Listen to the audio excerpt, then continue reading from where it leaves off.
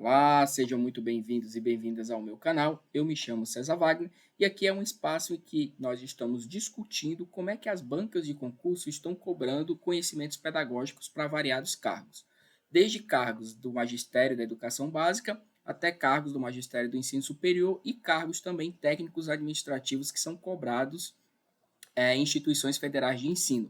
Atualmente, eu sou servidor público federal desde 2014, ocupo o cargo de pedagogo do IFCE.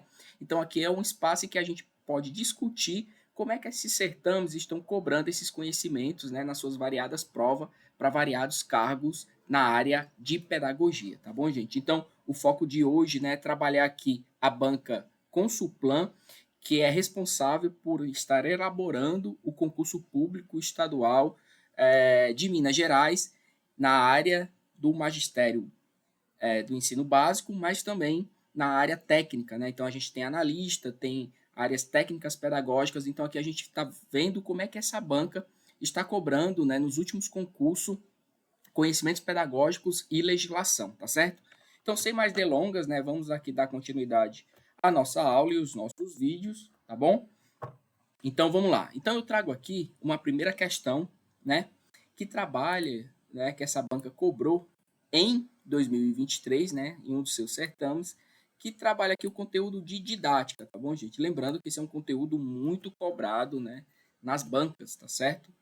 Principalmente por essa banca está lá previsto no edital, né? Vocês que estão acompanhando, né, que estão se preparando para esse concurso, vocês precisam olhar com muito cuidado aqui o edital, tá certo? Deixa eu só diminuir aqui a minha imagem, né? Vocês precisam olhar aqui com muito cuidado esse edital para que vocês possam ir melhor preparado, né, para esse certame, tá bom? Então vamos lá, o que essa prova cobrou de didática aqui nesse certame de 2023. Vamos lá. Didática desempenha um papel central no fazer docente. Beleza, tranquilo. Pois fornece as bases teóricas e práticas necessárias para que os professores exerçam sua profissão com eficácia. Ela se adapta às necessidades em constante evolução da educação, capacitando os educadores a promoverem um aprendizado significativo e desenvolvimento integral de seus alunos. Só um parênteses aqui, gente. O que é o objeto de estudo da didática? Então, tenham isso em mente. O objeto de estudo da didática é o processo de ensino e aprendizagem, tá bom? Então, se cair numa questão assim, a didática estuda o quê? Você vai saber que a didática estuda o processo de ensino, ou seja, tudo que envolve o ensino e a aprendizagem do aluno. Às vezes aparece só o processo de ensino, tá ok, é a resposta correta, tá bom? E quando eu me refiro ao ensino, é tudo que se refere, né, à intervenção de ensino que reflete na aprendizagem. Então, são os conteúdos, a metodologia, os objetivos, a avaliação. Então, tudo isso é objeto de estudo da didática. Tranquilo? Portanto, a didática é um fundamento epistemológico essencial que sustenta a prática pedagógica e contribui para o constante aprimoramento da educação.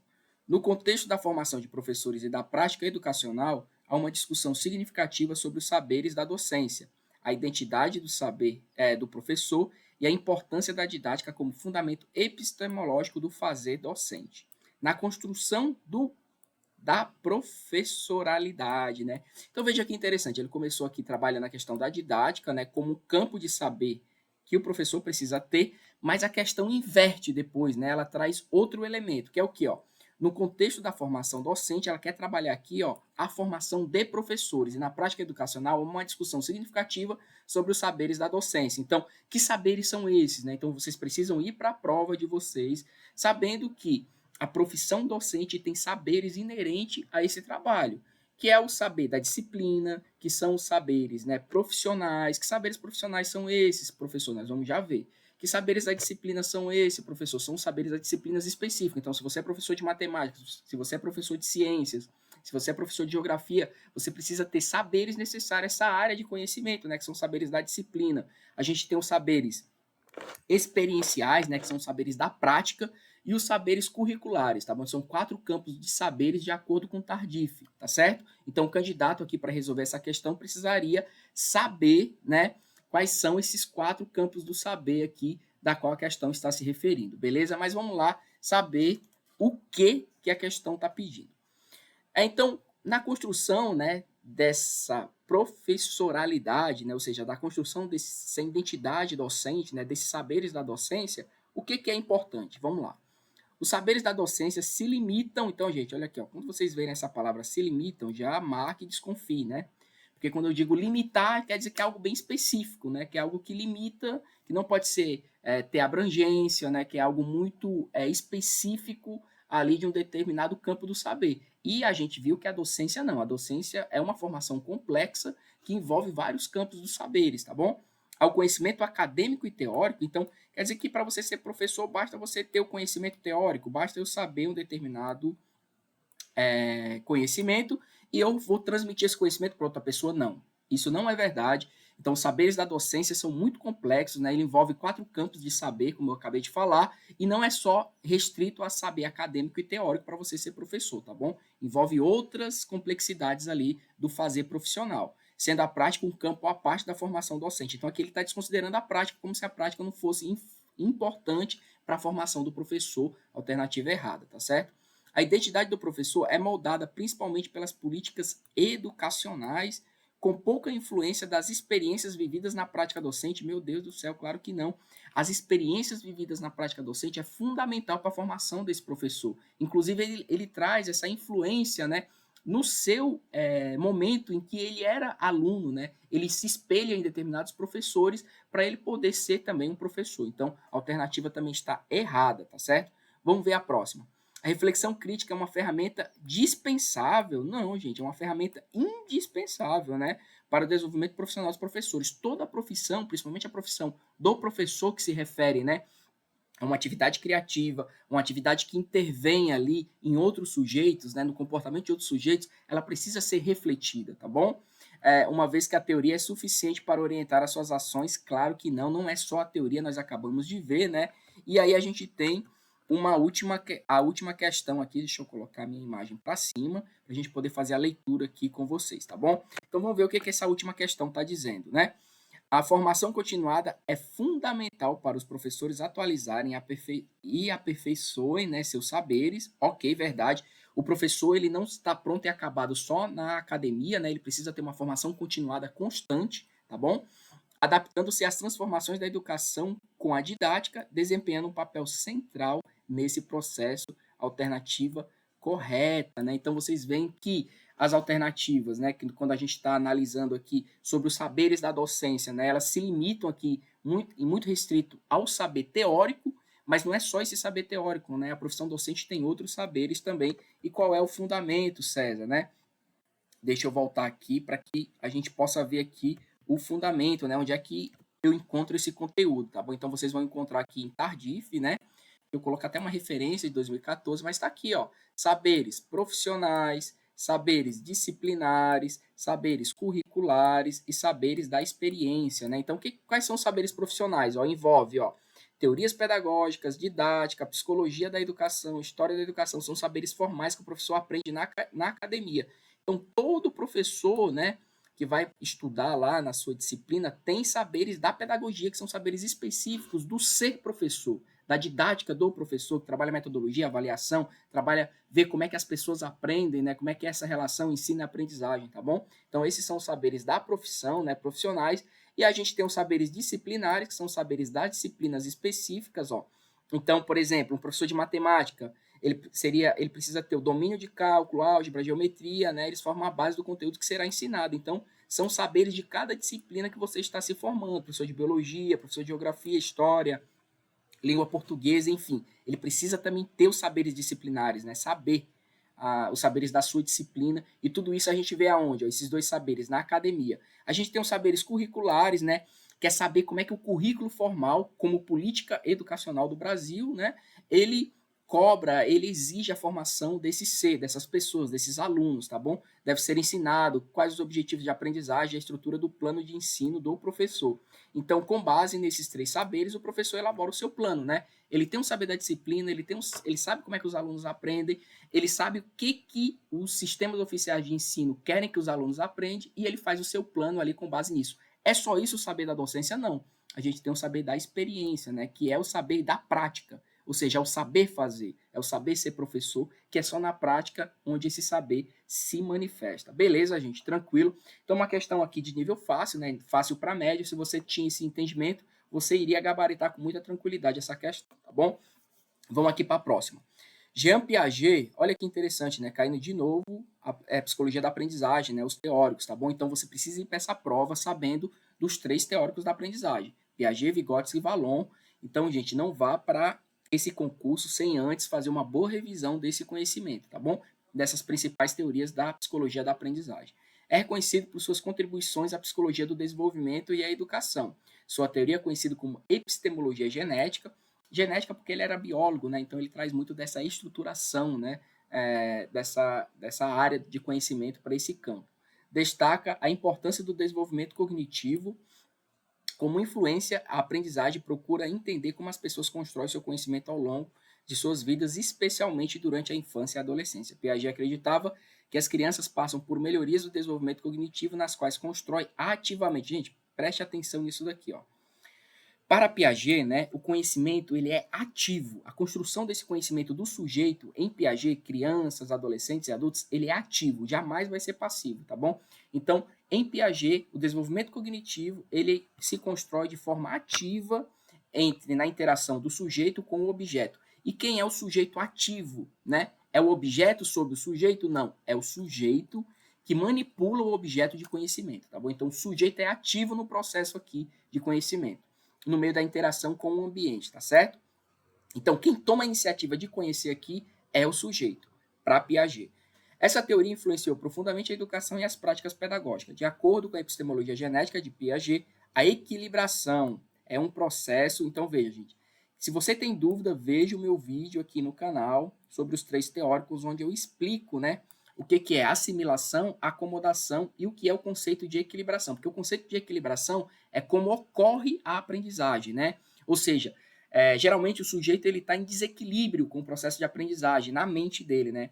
Ele vai assimilando as coisas do seu ambiente, né, de acordo com os esquemas mentais, e quando ocorre um desequilíbrio, ou seja, quando ele não consegue assimilar, ele precisa criar um novo esquema mental para poder gerar a equilibração, que é onde ocorre a aprendizagem, para ele poder interagir, internalizar aquele conhecimento, onde um novo esquema mental que ele cria, tá certo? É assim que se dá essa interação entre sujeito e ambiente. Se você está com dúvida, veja meu vídeo aqui sobre os 3 autores. Então vamos lá. Então, esse processo de equilibração ele é ativo? Opa, ok, é ativo. Eu sei que no Piaget o processo de construção do conhecimento ocorre de forma ativa. Ok, está correto. Em que o aluno constrói o conhecimento por meio da assimilação e acomodação, verdade. Assimilação e acomodação são 2 conceitos importantes aqui no processo de conhecimento, né, de aprendizagem de Piaget, onde a criança interagindo com o meio, ela vai assimilar, né, determinados objetos a esquemas mentais que ele já existe. Então, por exemplo, a criança tende a assimilar todos os animais de 4 patas ao cachorro, né? Por quê? Porque é o primeiro esquema mental que ela interage. Então, ela vai ver um cavalo, ela vai chamar de cachorro, vai ver um boi, vai chamar de cachorro, a princípio. Depois, ela vai entender que são categorias diferentes de animais. Então, ela vai criar uma nova estruturação mental para que ela possa acomodar aquele novo objeto nesse esquema mental. E é aí que ocorre, né, o desequilíbrio para ocorrer a equilibração, tá bom? Ó, buscando um equilíbrio entre as estruturas cognitivas e o ambiente, né? A alternativa correta aqui é a. Tá bom? Se você está com dúvida, veja lá o meu vídeo que eu explico isso daqui, beleza, gente? É exógeno, né? Ou seja, está externo ao sujeito? Não. Não está externo ao sujeito porque, para Piaget, o sujeito é ativo do processo. Então, o conhecimento não está externo, né? O conhecimento é a interação entre eles, mas o sujeito é ativo. É endógeno, né? Está só dentro do sujeito? Não. Como é uma interação, está entre sujeito e objeto. E aqui está falando da mediação, né, do professor. Aqui já não seria, eu iria eliminar, porque quem fala em mediação é Vygotsky, não Piaget, tá bom? Predominantemente social, em que o aluno constrói passivamente o conhecimento, lembre-se que jamais em Piaget, Vygotsky e Vallon o aluno vai construir o conhecimento de forma passiva, é sempre ativa. Tá bom, gente? Tranquilo. Mesmo que eu não soubesse o conceito, né, de assimilação e acomodação, eu poderia matar essa questão de forma por eliminação, tá certo? Analisando as outras 3 questões. Então tá aqui o conceito, olha lá como ocorre, né, a aprendizagem na teoria do Piaget, tá certo? Então eu tenho uma interação aqui, ó, do sujeito com o objeto, né? Essa interação é o quê, ó? Ela é ativa, tá certo? É o sujeito que está tentando conhecer aqui esse objeto E como ele não conhece ainda o objeto, vai gerar o quê? Um desequilíbrio. Por quê? Porque ele não tem ainda um esquema mental desse objeto na cabeça. Então vai gerar um desequilíbrio, aí ele vai criar o quê? Ó? Ele vai tentar assimilar. Ele não vai conseguir assimilar esse objeto a um esquema mental. Então ele vai criar um novo esquema mental que vai gerar uma acomodação na cabeça do sujeito e isso gera uma equilibração, ó, entre ele e o objeto de conhecimento. Lembre-se aqui do exemplo que eu dei da criança quando ela tenta assimilar, né, fazer uma analogia na assimilação de coisas parecidas para ela, tá bom? No processo de aprendizagem. Tranquilo, gente? Eu trago aqui essa questão, né? É uma questão um pouco extensa e aqui, lembrando, o Instituto Consulplan, as questões dele são um pouco, né, extensa, um pouco, por quê? Porque geram um cansaço no candidato. Então, tenham paciência, tenham calma, vão para a prova, né, com muita tranquilidade, sabendo que, em alguns casos, vai ter questões um pouco extensas. Então, não tem como eu não trazer esse tipo de questão até para preparar você melhor para esse certame, tá certo? Então, vamos lá. Considere uma escola pública que adota as tendências pedagógicas pós-críticas no seu projeto pedagógico, né? PPP. O que são tendências pedagógicas pós-críticas, gente? Lembrando que na teoria do currículo a gente tem as tendências pedagógicas tradicionais, as críticas e as pós-críticas, né? Fazendo um adendo aqui. As tradicionais não questionam o status quo e quer que a pessoa se modele de acordo com o sistema vigente. A crítica, ela faz uma crítica, né, ao status quo e diz que a educação ela é reprodutora desse status. Então, ou seja, a educação não transforma, ela simplesmente vai adaptar o sujeito a esse meio. E a pós-crítica, né, na verdade, ela quer uma transformação, a crítica, voltando aqui, ela quer uma transformação dessa sociedade, tá bom? E entende que muitas vezes a escola não faz essa transformação, ela faz uma adaptação do sujeito a esse estilo de sociedade. E a pós-crítica, né, ela vai trabalhar a ideia de grupos, né, ou seja, além de se pensar, né, na questão de que a escola ela se reproduz, ou seja, ela reproduz uma ideologia hegemônica de um grupo hegemônico, a pós-crítica vai trabalhar, né, determinados grupos. Então a gente vai ter os grupos, né, específicos, né, voltado ali para as questões indígenas, raciais, né, as questões, né, da diversidade de gênero. Então, a pós-crítica vai trabalhar, né, que a escola também tente olhar e tente trazer para o seu currículo, seu ambiente escolar, né, a perspectiva também desses grupos para ser trabalhado na escola, tá certo? Tranquilo? Então vamos lá. Em uma turma, há um grupo de alunos que demonstra comportamentos de exclusão e preconceito em relação a um colega, né, que se identifica como não binário, tá bom? Então aqui, ó, ele já fala da ideia pós-crítica, né? Esse colega enfrenta situações de discriminação e é alvo de comentários maldosos. Essa situação prejudica a construção de um ambiente escolar inclusivo e respeitoso. O professor se vê diante do desafio de abordar essa situação de maneira eficaz, promovendo a inclusão, o respeito às diferenças de gênero e a construção de um ambiente educacional seguro e acolhedor. Quais atitudes e estratégias docentes estão alinhadas à tendência pedagógica adotada pela escola no projeto pedagógico? Lembrando aqui, ó, mais uma questão que ele traz uma situação hipotética e pede uma intervenção pedagógica, né? Então veja que nós resolvemos questões passadas dessa mesma banca que tinha essa mesma pegada. Então fiquem atentos aí para o concurso de vocês em relação a isso, né? Então vamos lá.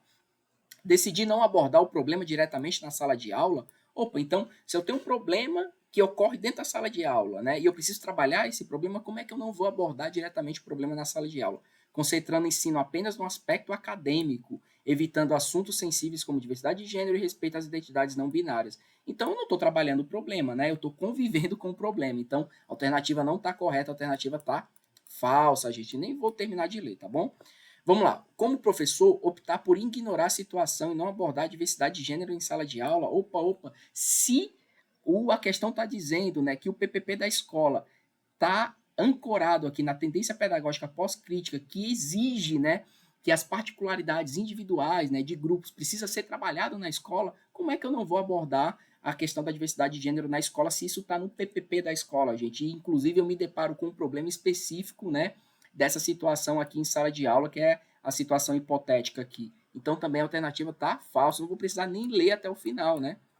Tranquilo. Seguindo uma abordagem que evita discutir temas sensíveis, opa, então não estou trabalhando o que o PPP da escola exige, né?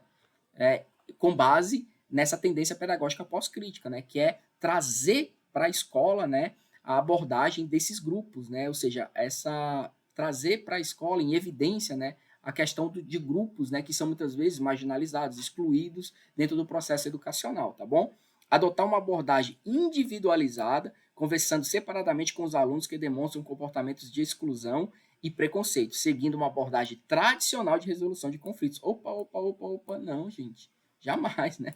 Como é que a tendência pedagógica, que é a base do meu PPP, é uma coisa, e eu vou trabalhar seguindo uma abordagem tradicional de resolução de conflitos? Não, né? Nos diálogos, explicar que a escola valoriza a convivência pacífica, mas evitar abordagem de questões de diversidade de gênero. Não tenho que evitar, uma vez que o PPP ele traz isso como base, né, da sua construção, pois considera esses tópicos inadequados para discussão em sala de aula. Então veja que elas são as mesmas, né? As questões se repetem aqui, tá bom? Então falso. Vamos ver o que essa última está nos dizendo aqui. Eu vou até subir a minha imagem aqui para a gente poder acompanhar de perto, tá bom? Então vamos lá. Adotar uma abordagem multifacetada para abordar o problema. O que é uma abordagem multifacetada, né? É de diferentes visões, né? Ou seja, olhar um problema de diferentes ângulos, tá certo? Então, trazer essa abordagem em diferentes situações de aprendizagem, pode ser situações em que eu vou exigir, né, um trabalho em grupo, pode ser situações em que eu vou exigir isso numa prova escrita, tá certo? Então, em diferentes abordagens, lá dentro do meu contexto educacional, eu preciso trabalhar esse problema. Iniciar uma discussão em sala de aula sobre diversidade de gênero e respeito às identidades não binárias. Por quê? Porque isso está previsto no PPC, no PPP, promovendo atividades que destaquem a importância da aceitação e do respeito às diferenças, verdade, as atividades, né? Que é um olhar multifacetado do problema.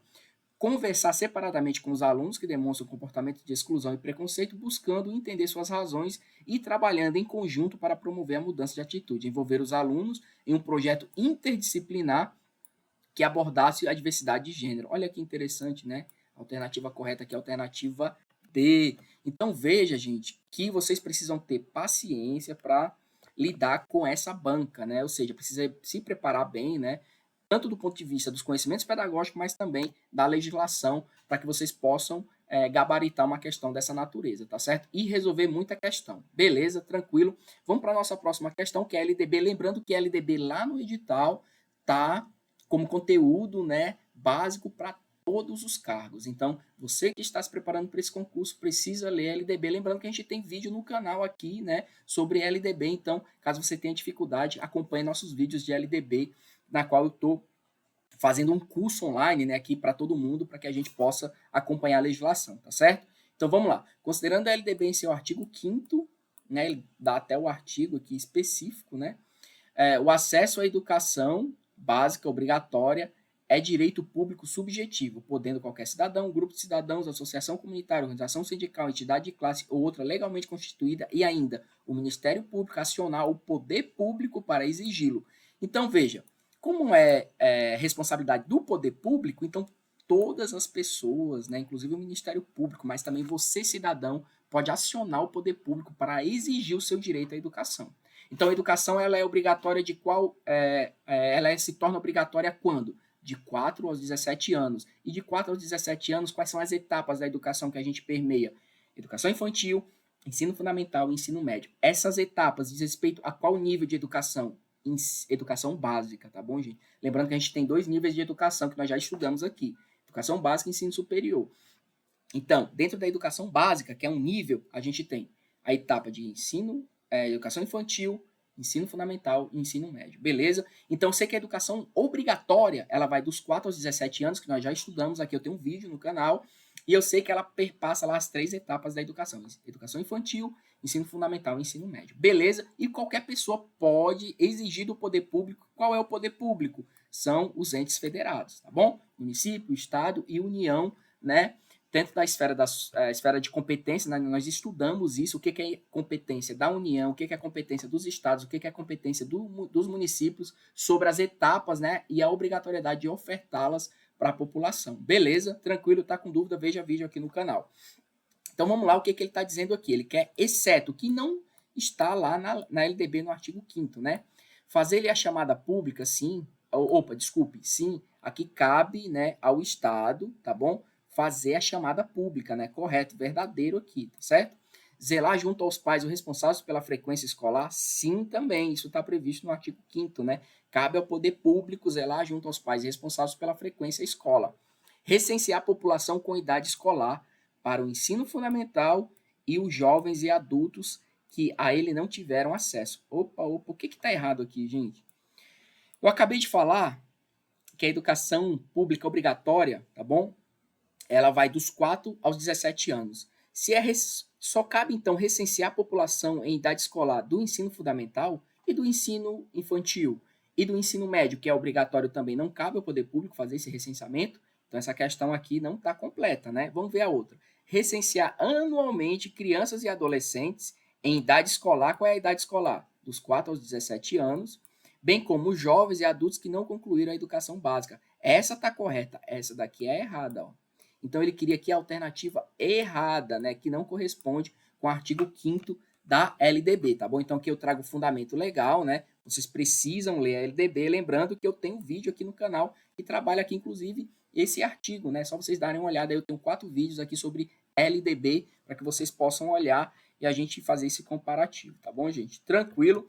Então, ficar atento, né, com as questões de prova dessa banca Consulplan, tá certo? Para você que está estudando, bons estudos, conte com o canal para que eu vou trazer mais vídeos, né, resolvendo questões dessa banca específica com foco, né, no concurso público do estado de Minas Gerais, tá bom? Estou preparando um material específico, né, com mapas mentais, com bizus, né, e com questões da banca para disponibilizar aqui para vocês, tá certo? Lembrando que você que acompanha aqui o meu canal, vai lá nas postagens do canal, estou colocando questões de concurso, principalmente da banca Consulplan, estou colocando alguns mapas mentais, né, para facilitar o aprendizado de vocês do que a gente discute aqui nas questões e aprende aqui também alguns conhecimentos pedagógicos, né, que são cobrados especificamente em determinadas questões. Por exemplo, didática, os teóricos da aprendizagem, legislação, principalmente LDB, tá bom? Teorias do currículo, né, tendências pedagógicas que caem muito em concurso público.